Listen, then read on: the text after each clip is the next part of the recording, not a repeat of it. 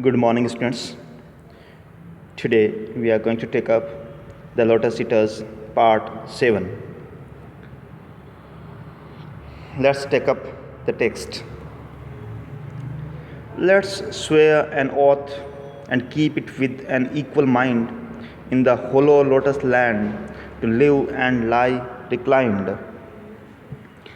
On the hills like gods together, careless of mankind, for they lie beside their nectar, and the bolts are hurled far below them in the valleys, and the clouds are lightly curled round their golden houses, girdled with the gleaming world, where they smile in secret, looking over wasted lands.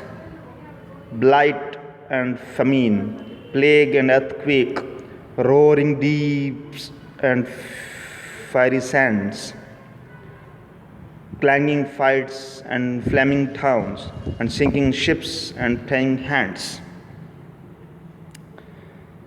In this stanza, the mariners now pledge to live in the lotus land of valleys and caves, and to lie reclined on the lotus-covered hills like gods on Mount Olympus, all careless of the sufferings of mankind below. Their gods sip the nectar carelessly and hurl or throw thunderbolts down on the earth to punish the mankind, living in golden homes, girdled by wreaths of light clouds. They secretly smile down upon the spectacle of human woe and misery, caused by famines, plagues, earthquakes, stormy oceans, burning deserts, fierce wars, burning of towns and sinking of ships. And when men pray to them to save them from these evils, they only smile. The mariners say that they are to swear to live always in the low lands between hills in the country of the Lotos Eaters, all reclining together on the hills like the gods, absolutely heedless or careless of the fate of mankind and their innumerable woes or worries, miseries. This, we know, was the notion of the gods held by the sect of philosophers known as the Epicureans, who considered carefree happiness to be the summum bonus or highest good of life. In ancient Indian philosophy, Charvak had somewhat similar views. Let's take up the next stanza.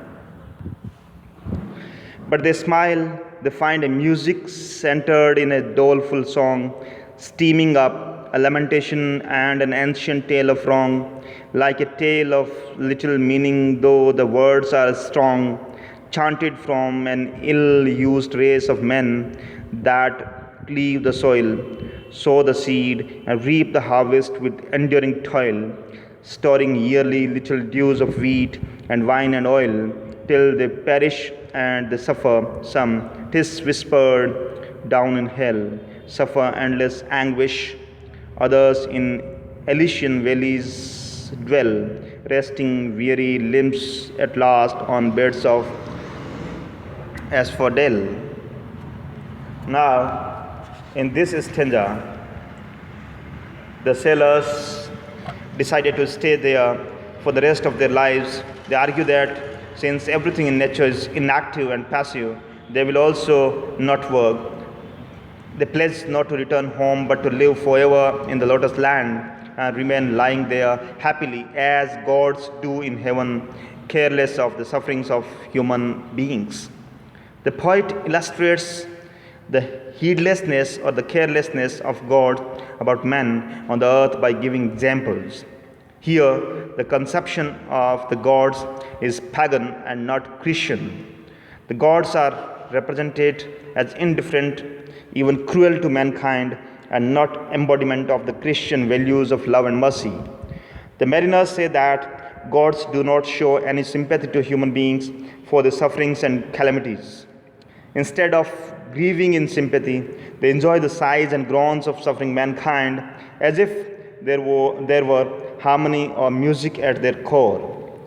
The mourning and crying of mankind give the gods pleasure like sweet music.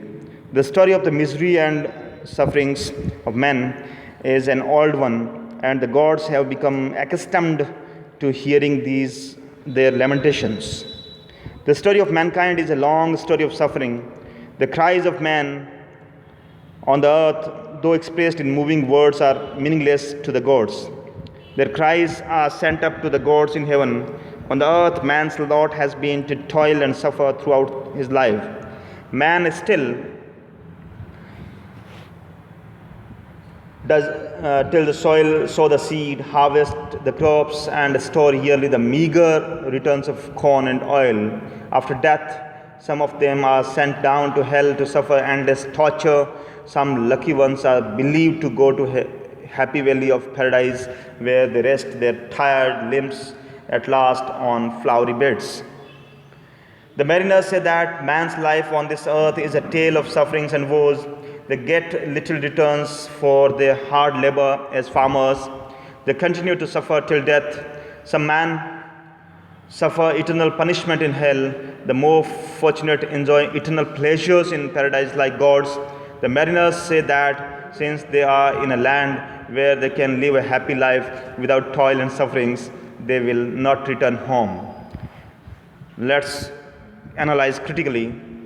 This is the Christian belief in eternal punishment for condemned sinners.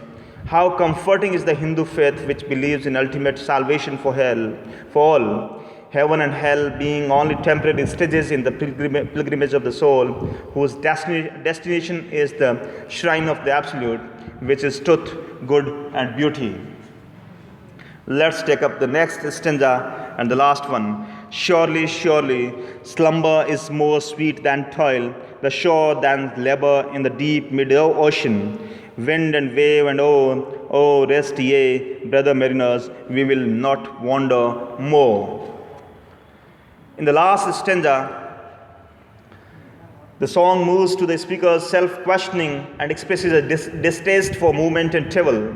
There is a feeling of surrender to the surrounding languor and the forgetfulness of their responsibilities, and a desire to adopt a godlike indifference to all else as time has, as it is, alienated them from their homes.